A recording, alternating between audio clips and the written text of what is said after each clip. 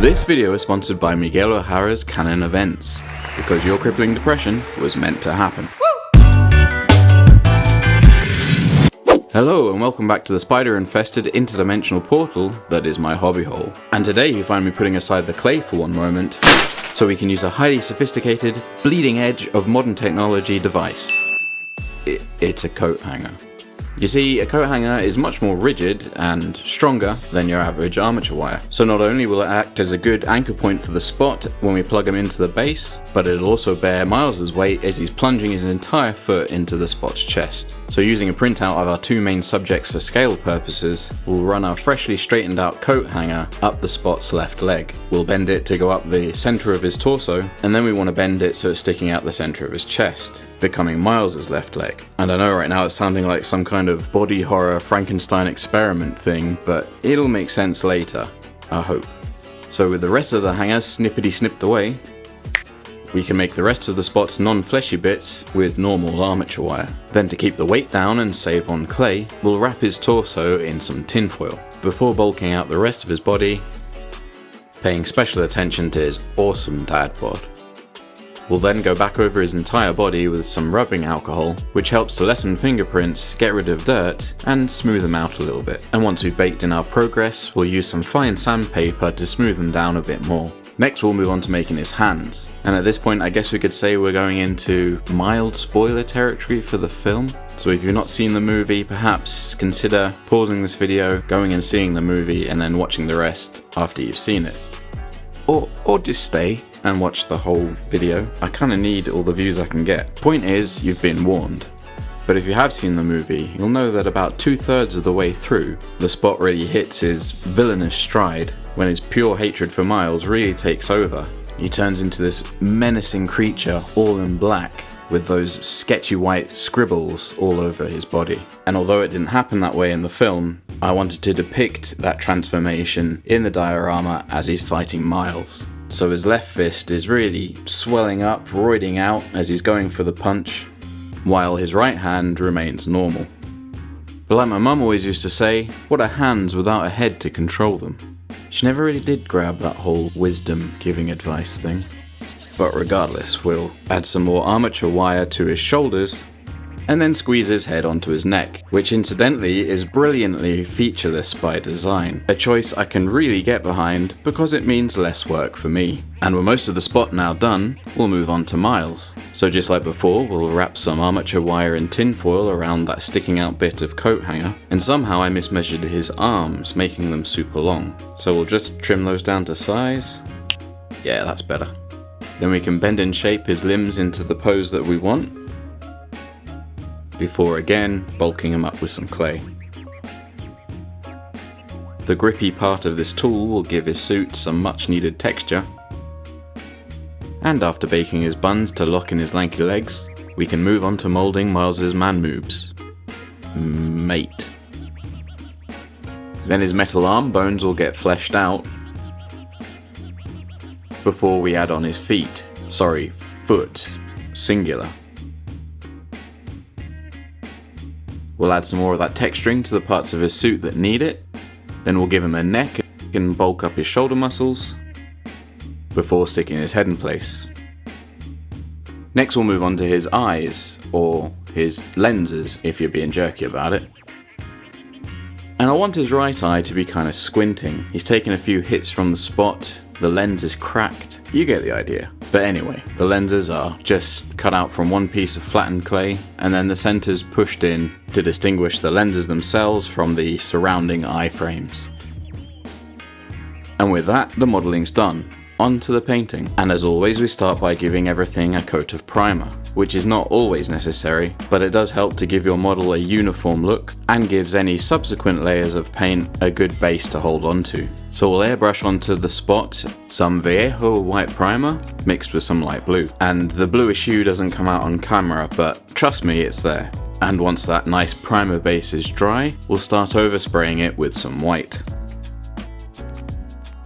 Then his oversized Popeye arm will get a coat of black paint, making sure to only lightly spray near the elbow to give it a nice gradient from black to white. And whilst there's still some black in the airbrush pot, let's spray on some dots. Next up, Miles will get a full prime in Vallejo white. We'll paint the black sections of Miles' suit that needs to be black. And once that dries, we'll go back over the spot with these stickman concept lines that you see in some of the promotional imagery. I think it showed up in the movie as well. I don't remember, but regardless, I like the look of them when I did a Google search. Then we can paint those white scribbles we were talking about over the black section. And at this stage I felt like those concept lines were just a little bit too prominent, so we'll overspray them with some more white, which should help to dull them down and blend them in a little bit. Off camera, Miles will get some blue weathering, and then he'll get those red accents, which kinda look like he's bleeding from his armpits. See, I remember things. That's what they said in the movie. So with pretty much all our painting done, we can move on to making the base. This wooden cheese slope will be perfect for anchoring in the bottom of the Spot's coat hanger leg, but it's looking a bit plain as is, so we'll hide it with some scraps of XPS foam, which hopefully will make for a pretty convincing, broken up, war-torn New York street. So we'll drill a pilot hole through the foam into the block of wood where the coat hanger end will go, and then bash the foam to bits with a ball of tin foil to give it more of a concrete look. Then when we're happy with that, we'll slap on a thick coat of black gesso. And while that all dries, there's one thing I've forgotten to do, which is paint on Miles' spider logos. And boy am I glad that these logos are meant to look like they're sprayed on with rattle cans, so it doesn't matter if I paint them a bit messy like. Getting real for a moment, because of some health issues, I actually suffer from the shakes a little bit, so painting small details that need clean lines can be really difficult at times. Yeah, I know, boo-hoo, woe is me. The point is, sometimes it's tough, alright? Let's quickly change the subject and make some web lines. We'll grab some thin armature wire and then slather it with small blobs of hot glue.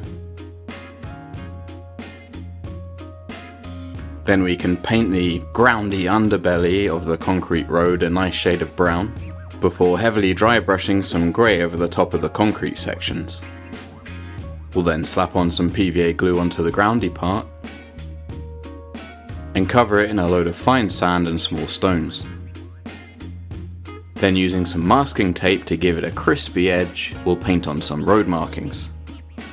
And you've probably noticed that I didn't give the Spot any feet. That's because I couldn't be bothered to make them.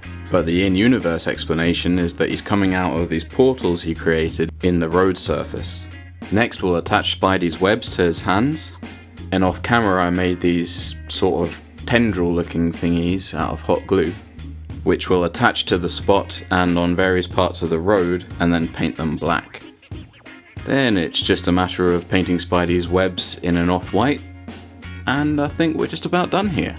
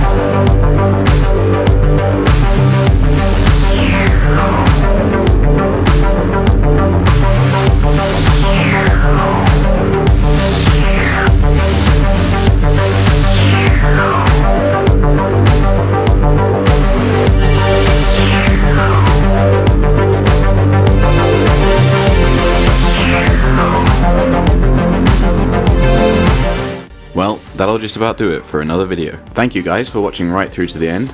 If you haven't already, please sub that click button and like that smash button. I think that's the right way around. I really like the Spider-Verse verse. There's so many Spider people to get inspiration from. So if you'd like to see any more from the Spider-Verse, leave a comment down below.